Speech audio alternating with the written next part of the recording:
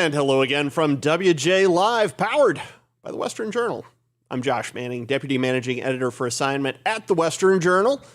Joining me on the show today are Michael Austin, Supervising Reporter for the Western Journal. Hello. And hello. And Caleb Gina, Assignment Editor for the Western Journal. Thank you for joining us today. Good to see you on this Monday afternoon. As usual, we're tackling three topics for the day. We've got some interesting little political infighting, a couple of good reminders for us as we enter year three. Well, 1, 2, 3. Yeah, year three of COVID. And then the only way I'm going to tease it is the last segment includes transgender monkeys. That's right. What more could you be looking for? Transgender monkeys. What more could you be looking for? It's a way to start the week. Here, that is exactly right. So coming up, Michael's going to be talking with us about reminders of sort of where COVID came from, what has caused the chaos that we have seen, and who exactly to blame. Because if you haven't noticed, that narrative has died down. Nobody's talking about actually where the blame for all of this belongs. Then we will be talking about not just transgender monkeys, but Dr. Anthony Fauci and transgender monkeys. That's the last segment. But first off, Caleb's going to be telling us about some new information about January 6th and an encounter that Liz Cheney, the widely loathed Liz Cheney had was Jim Jordan. Yeah, I was going to say Mark Meadows or Jim Jordan. It's Jim Jordan. Caleb, take it away. So I think it's very interesting that Cheney has been positioned by the Dems, the mainstream media, to be like the moral adult Republican, right? She's like the one that still has like a little bit of her common sense and she can see the light. But when you actually look at some of the behavior that Liz exhibited on January 6th itself, I wouldn't necessarily call her a bastion of moral behavior. Yeah. So something that we now know, it was reported in a book, but Liz Cheney herself confirmed it in an interview that she gave late last week. Was regarding a comment that she made to Jim Jordan, as Josh referenced, as the Capitol building itself was being breached. So they get word in the Senate chamber that people are entering the building. Now they're doing contingency plans. So Jim Jordan thought that it was necessary to prioritize the evacuation of the female members of Congress first. And he's just saying, hey, let's make sure we get the ladies out of the aisle. Let's get them out first. And how did Liz Cheney respond to seemingly a pretty reasonable statement from Jim Jordan? Yeah. She, quote, said, "Get away from me. You effing did this." So I think I didn't know Jim Jordan was an FBI operative, first off. I had no idea he was an FBI operative. He's been a plant all this time. In reality, you just look at a statement like this, and I think it initially shatters just this idea that, Cheney was leading the charge down that day and kind of like holding people accountable. And she was like exhibiting a level of calm and common sense. Like, I think this comment says that she was probably pretty uneasy and sounds like she was pretty angry. And she directed a lot of that anxiety and apprehension at Jim Jordan, which seems to be an interesting place to place your blame. So I guess just my initial question to you two is, this is somewhat unsurprising, but what's your own read of this whole situation where she basically cussed out Jim Jordan during the Capitol riot? Well, I think what it also says is that we didn't need the January 6th commission because Liz Cheney already knew all the parties responsible before any investigating had been done. We wasted all this time. So what have we been doing this whole time?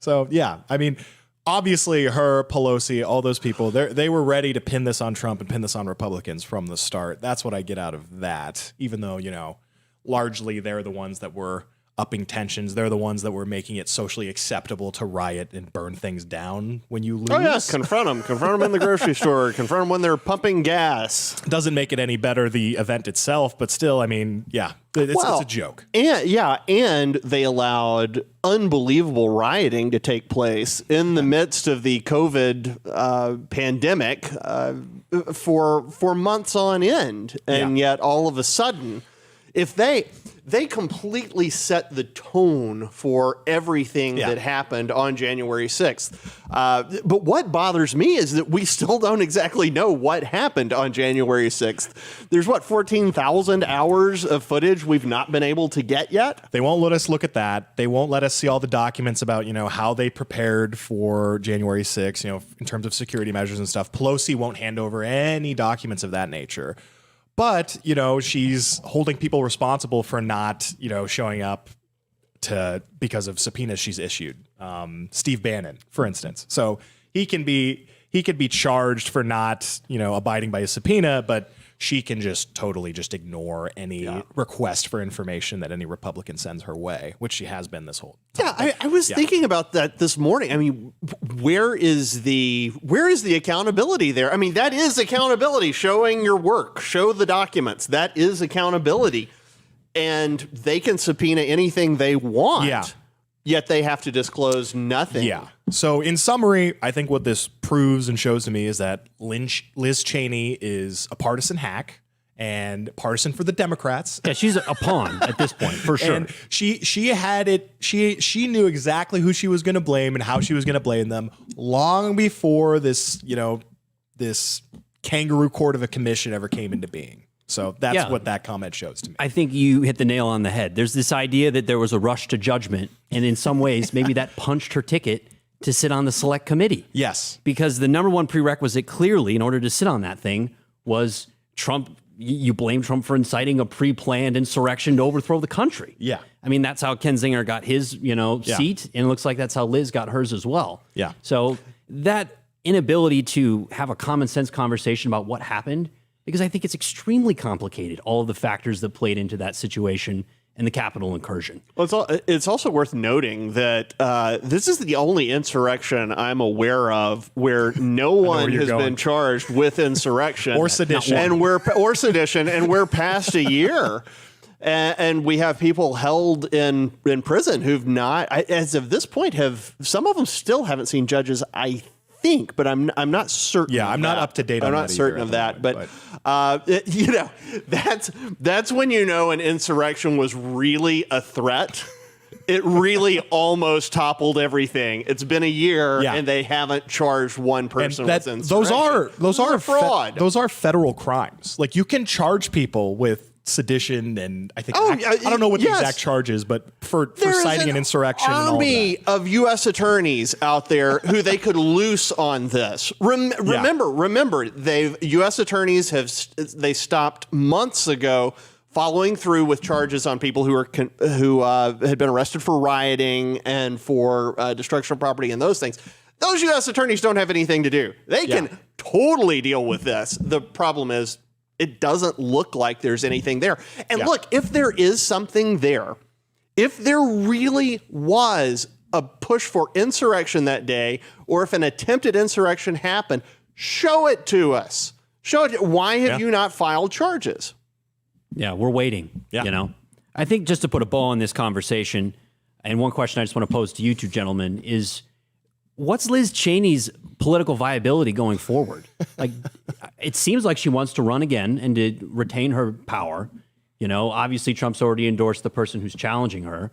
She does have incumbency in her back pocket, which is a real thing.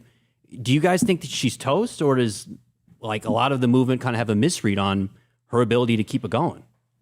Well, as of November of 2021, her approval rating in Wyoming was 19%. So, no, in terms of viability, the answer is no. There's nothing there.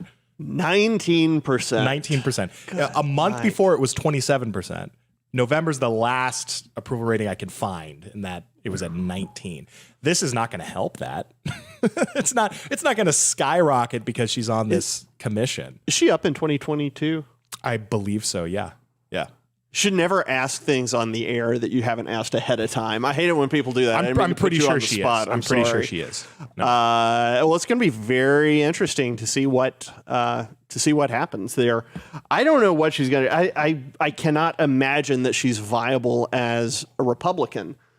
She might be viable as an independent. She can do what Lieberman did, the opposite of what Lieberman did, and flip from Republican to independent and see if she can make that work.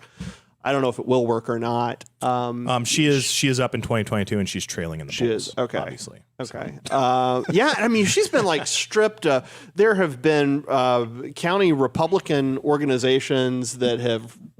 She's a sitting senator, and they've removed their endorsement of her. I can't remember the last time I've seen that happen. Yeah, and we're not going to have a completely red wave unless that wave also happens to kind of take her with it away. Yeah. And it's so. It is such a mess right now. Truly, just everything is a mess. The people who are conservatives who don't like Trump are looking for some sort of a hero, and Liz Cheney was kind of that hero, and now it looks like she really had feet of clay. So I don't know who they're going to latch onto as their hero going forward. I'm sure they'll find someone, but everything truly is messed up now. And we were talking about this in the newsroom earlier today. We're going into year 3 of everything being absolutely chaotic and ridiculous. Stuff not on grocery store shelves, shortages. Sometimes it's hard to find gas. Unbelievably difficult to see a doctor. It's absolutely crazy.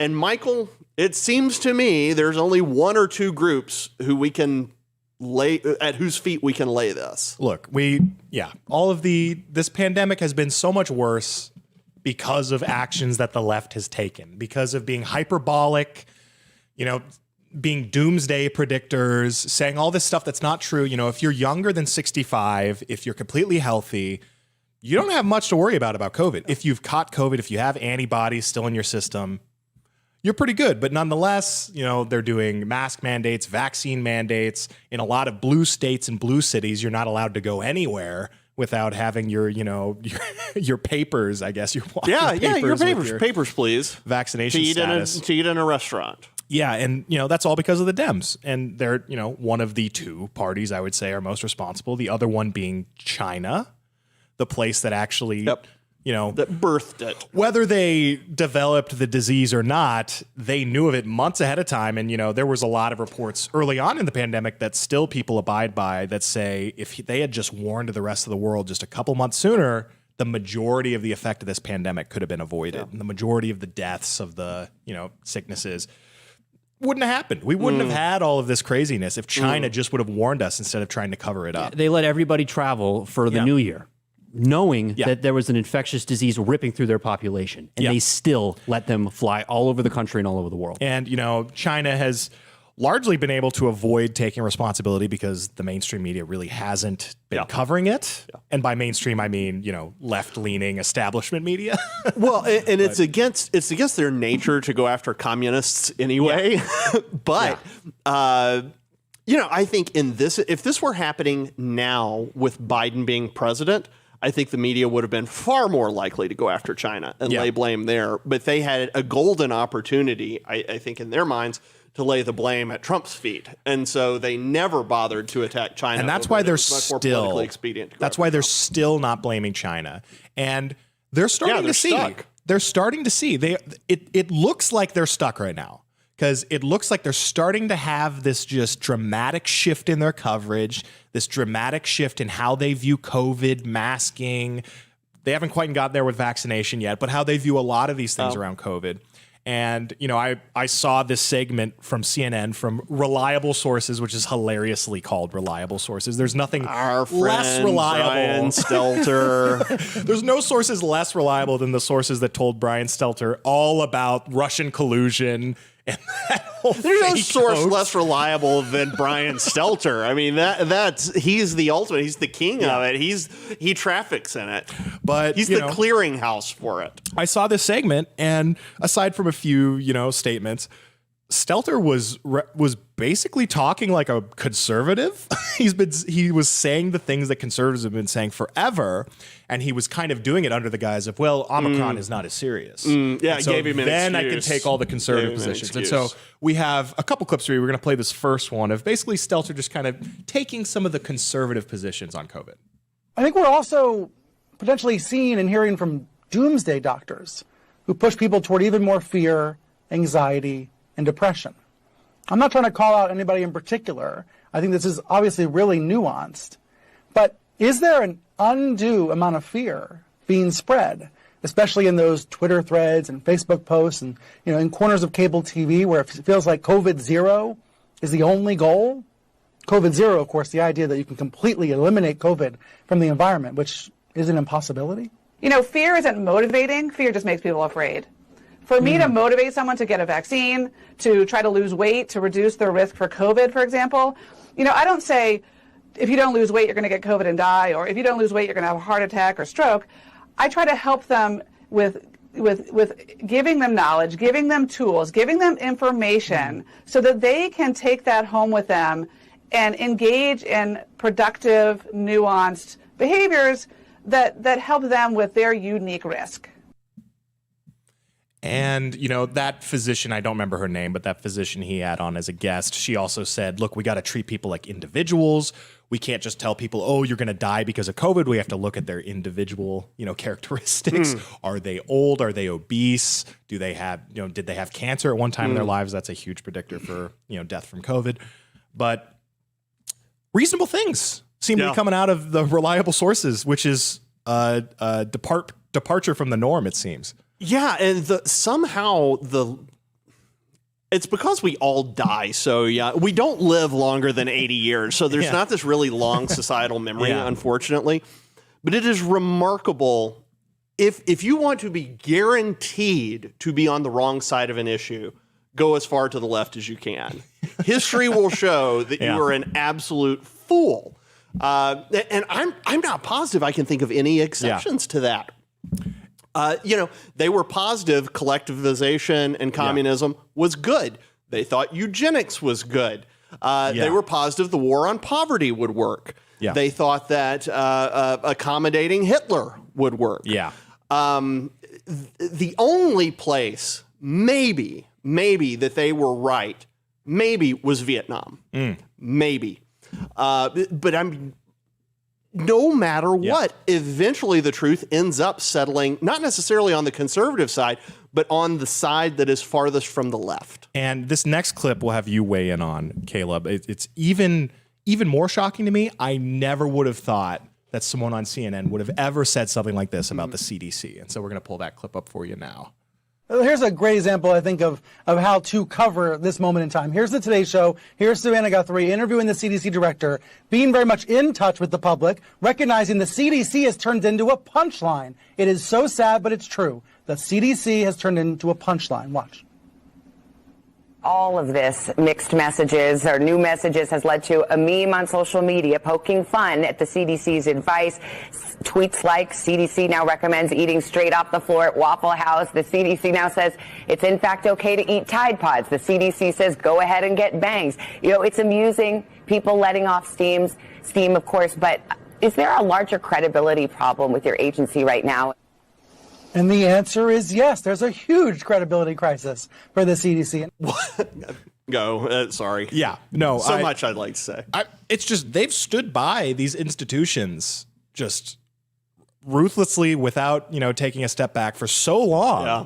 And now they're saying, oh, yeah, the CDC seems like it's a little out of hand. That's wild. And I want to go to Caleb on this, but he's part of why he's saying this is that he feels like the CDC has hung him out to dry. Absolutely. He stupidly, foolishly believed his government masters, and they have made him look like a fool, which, granted, not that hard, but they have made him look like even more of a fool. Yeah.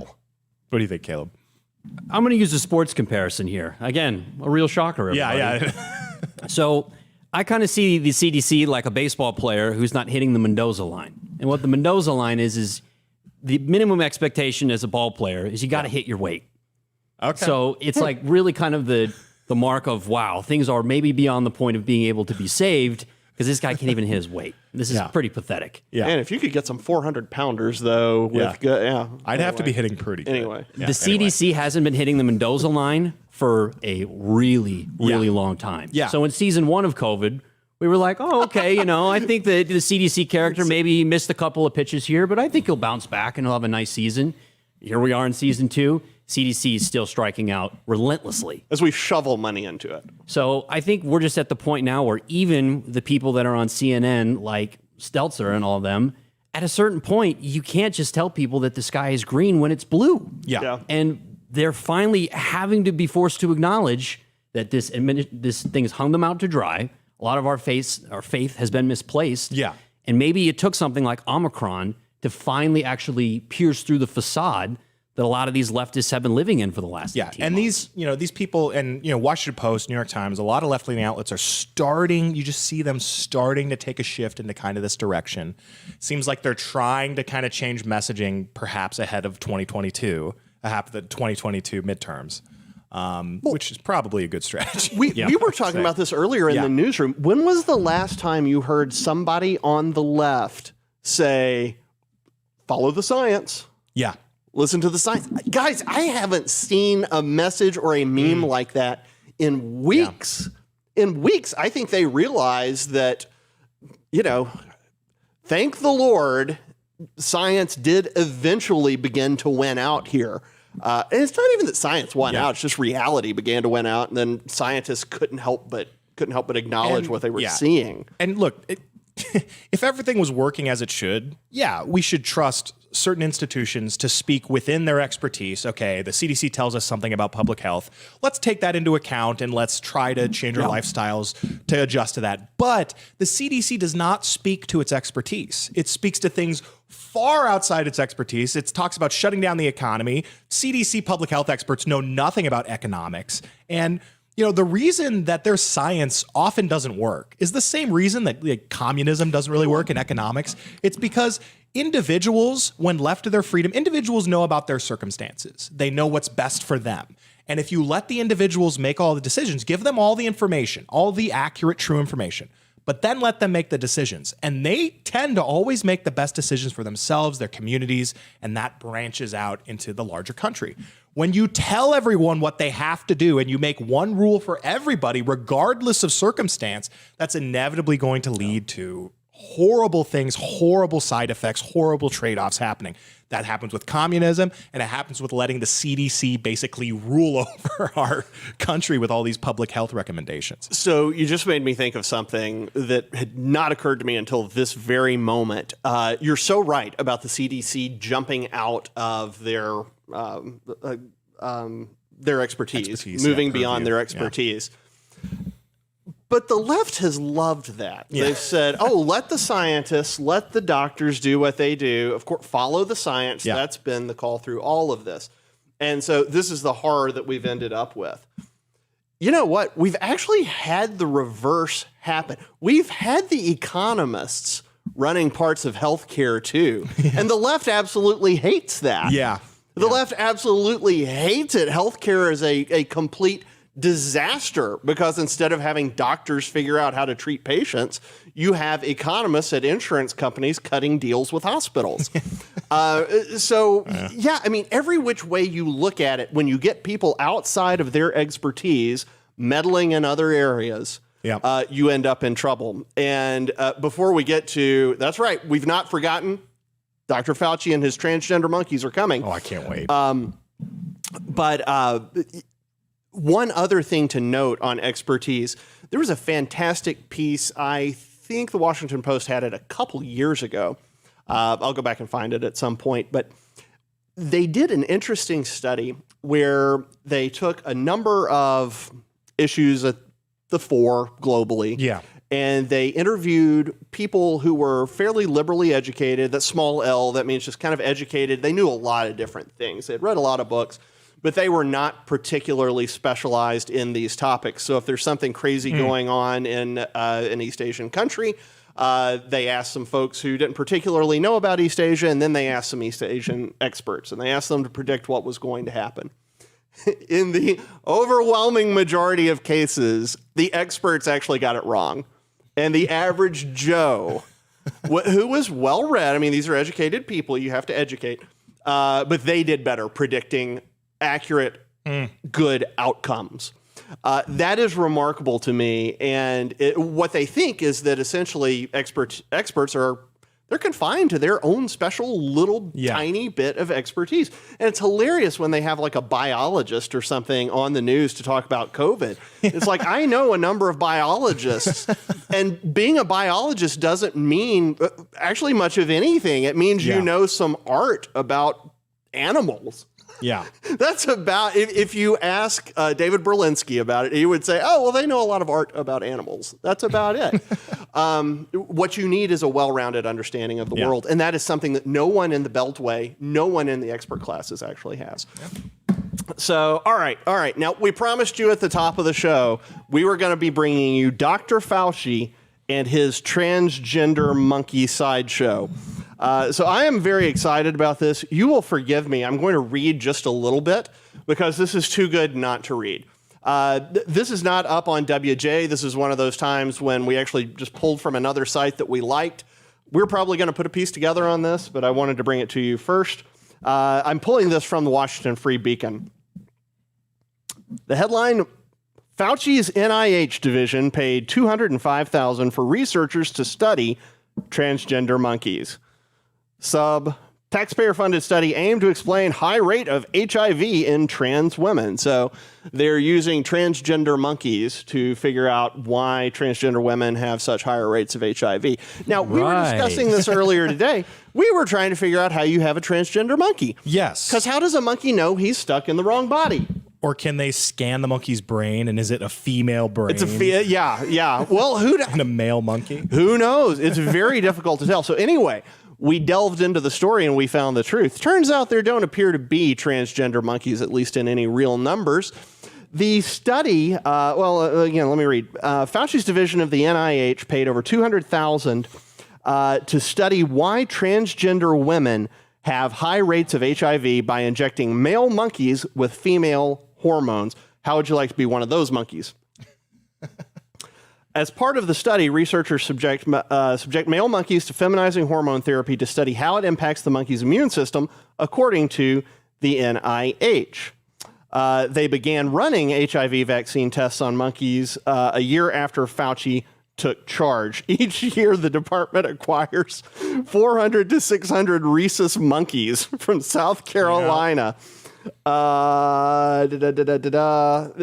anyway, neuroscientist with PETA, so take this with a grain of salt, says it's absolutely ridiculous because monkeys don't get HIV. Yeah. They get a simian strain. It's totally different. So maybe they can study all the kids that they've been pumping these hormones into. Yeah. Well, figure it out there. Yeah. Well, yeah, that is a great question. Yeah. And I'm just thinking about, they're doing this in the midst of COVID. They have made COVID the centerpiece. That is the be all and end all. Yeah. Yet they're spending hundreds of thousands of dollars to turn monkeys transsexual to study HIV. But it's a form of HIV that monkeys don't even get. It's very odd. And it occurs to me, look, if there's an issue with transgender women being more vulnerable to HIV, okay, well, that's something that's worth thinking about. Yeah. But you also have to think about it in the context of everything else. And the UCLA in 2016, they said we were looking at about 0.8% of the population as being transgender. Now, I don't know how wide that definition was. I don't suspect it's restricted just to gender dysphoria. Yeah. I suspect that is a very widely drawn circle.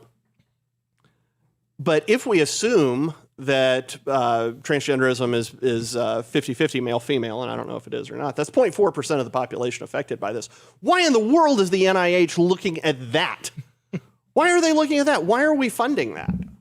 Well, because of the political nature of it. Because if we're helping transgender women, we're helping some of the most marginalized women in the country, according to the left. So it has to be so easy to get funding for that, too. You stick that in front of the House. Yeah. It has the word transgender in it. Yeah. Boom. Democrats love it. Well, the government has become so big at this point and has its tentacles in so many different things. There's waste like this going on constantly that we're not even aware of. Yeah. So this is just a very humorous, but I think example of a pretty rampant problem, which is it has swelled to a size bigger than the founders could have possibly dreamed of, to the point now we have multiple $100,000 taxpayer-funded transgender monkey studies. That's one of the greatest sentences. Say that this is money well spent? That was one of the greatest sentences I've ever heard. Multi-$100,000. If this kind of thing doesn't turn you into a conservative, Yeah. you're not paying attention, because we have to use our resources in reasonable, logical, scientifically rooted ways. Well, and if when we're doing all this like virtue signaling, gender weird monkey stuff, I mean, it just shows the ridiculous nature of all of this. And it's also part of the whole equity initiative. Like, if the goal of the government right now was to eliminate as many deaths, as many sicknesses for as many people as possible, which, I mean, that seems like that should be the goal, this probably wouldn't make the list of top 1,000 things that they would be researching. But if the goal is to even out all outcomes, if the goal is to make sure everything is fair and equal, even though that's not really what equity is, then yeah, they're going to start researching transgender women. They're going to start researching all kinds of crazy diseases that only affect like 10 people. So tell me, yes, that's exactly right. So tell me if I am misapplying an old joke. You remember the old joke? Guy goes to the doctor. He says, "Doc, my arm hurts when I do this." The doctor says, "Oh yeah, don't do that." Tell me if I'm oversimplifying this, but listen, HIV transmission in transgender individuals who are 49 times more likely to get HIV than non-transgender individuals, as females. The agency gave over $155,000, blah, blah, blah, blah, blah, study how testosterone treatment for women potentially weakens disease-fighting microorganisms in female genitals. Fellas, it seems to me, I mean, life is full of trade-offs. Is this really cold to say, maybe right now you got to make a choice between being transgender or running a, or what would it be? Between not being transgender or running a high chance, much higher chance, radically higher chance of getting HIV? I mean, yeah, I don't, seems pretty reasonable. That's the trade-off you make. If I do this and I'm 50 times more likely to get AIDS, I'm not going to do this. Yeah. When we go outside of God's norms and design, all sorts of stuff like this happens. Yeah. So unintended consequences of things that are done in this fashion is inevitable. Yeah.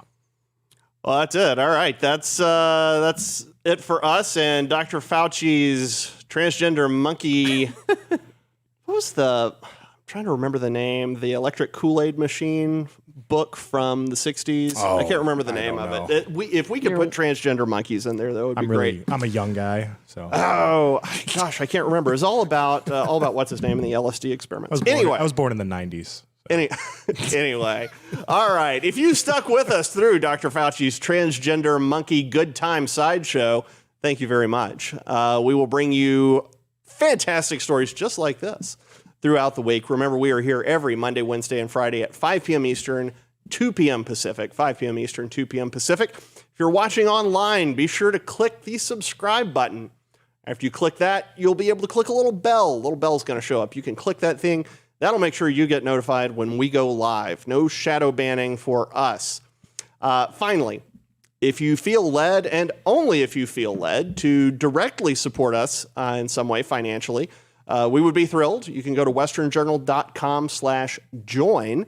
That's westernjournal.com/join. There are several options there, ways that you can directly support the journalism that we do. We are doing our dead level best to fight back against the left and the godlessness that has taken over America.